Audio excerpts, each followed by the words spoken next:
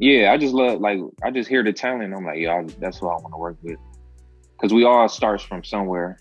We all start from somewhere, and yeah, now we here. Now I'm years later. I'm working with the top songwriters in the game still. So without further ado, hit that smash button and like it. Subscribe. It's awesome. What's going on, everybody? Garrett from Track Sounds here, up with the one and only Bizness Boi in the house. How you doing today, man? Man, I'm feeling blessed, bro. Can't complain. Yep, the man, the myth, the legend himself. You've been on a crazy tear lately, and it's definitely been noticed by a lot of people. So I'm glad to get you on. If people don't know anything about you, which would be surprising if they've been living under a rock, give a little background about yourself, and let us know who you've been working with lately and things like that. Yo, this Biz from Milwaukee, Wisconsin. I work with acts like PartyNextDoor, Blake. I did work for Mary J. Blige, Plies, Kodak, Jessie Reyez, Eminem, and the list goes on. Man, you go on for days, man. You every time I feel like I get on your page, you got somebody super talented that you're working with that's new or whatever like that. So I definitely respect it. Getting to the level that you've gotten to now, I've seen you've been grinding for years and you've been one of the most consistent and positive mindsets, which I always love. What do you think were 3 things looking back that were real integral to some of your success? Like if you look back, you're like, man, these couple moves I made here, I know I would redo them if I had to do them over. I know for sure number one was just moving around. I left Milwaukee and I moved to Atlanta first. And then I was down there for like 3 years. Then I moved to LA. So that was most definitely number one, because where I'm from, there's not a lot of resources like that. So you got to really get out and get them.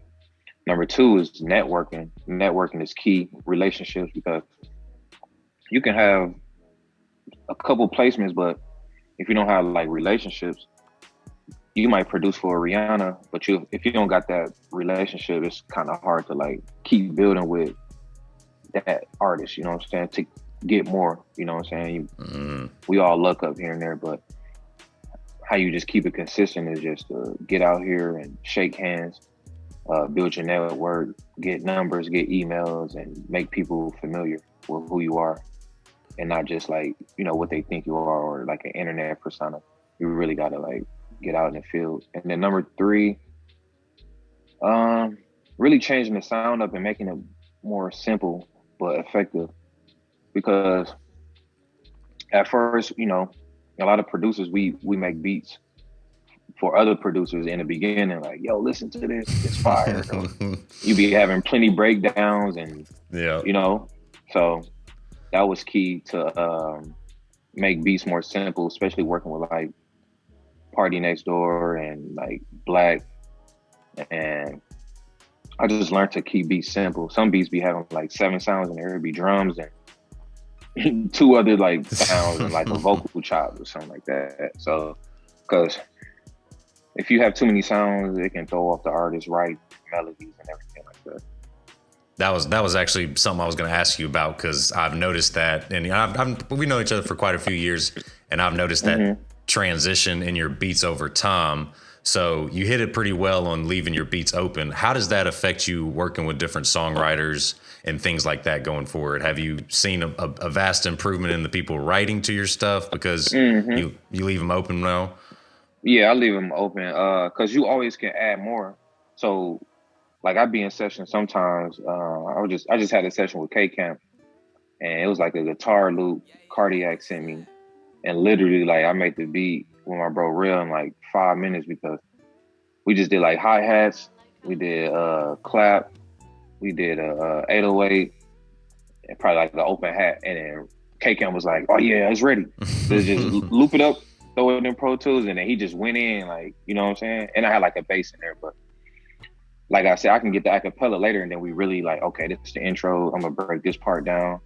They just really want something to like get off on, and then it's sometimes I be feeling like it's a little time limit too to the vibe, because if you make the beat too long, it can kind of throw, the writer or artist off. They be wanting to get in the booth and get them ideas out, because, you got to strike while it's hot. How do you think the value of working with songwriters has really helped you work in, especially in the R&B genre per se?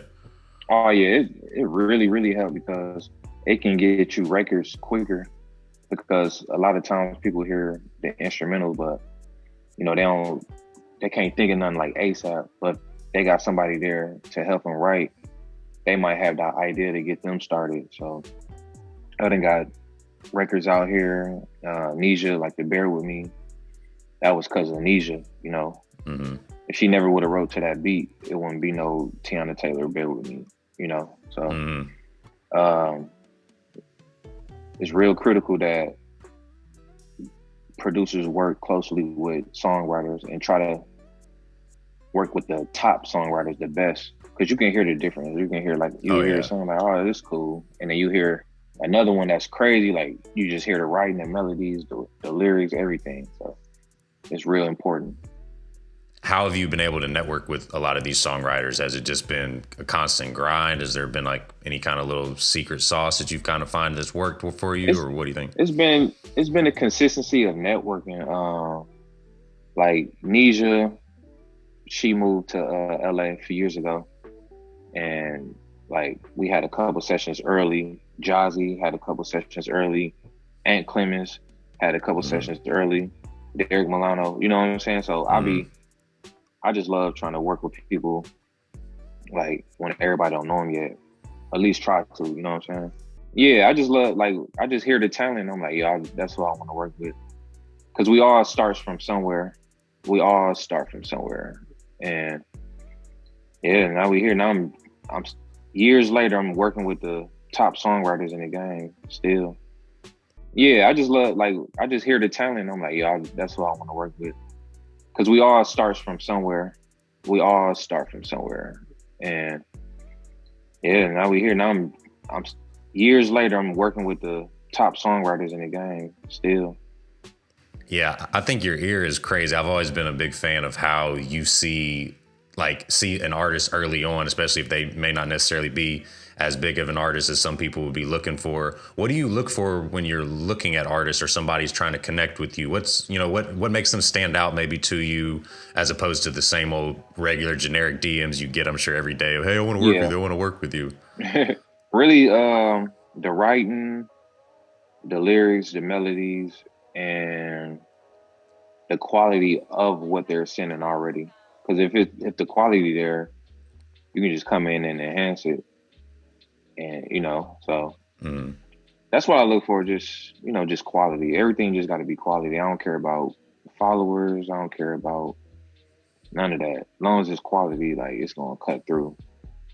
Is there anything that an artist could do that, say they're an unknown artist per se, that may grab your attention a little more, or maybe turn you off, that that makes you like, I don't even want to check their stuff out? Is there anything that may open the door for you a little bit more receptive, or what are your thoughts on that?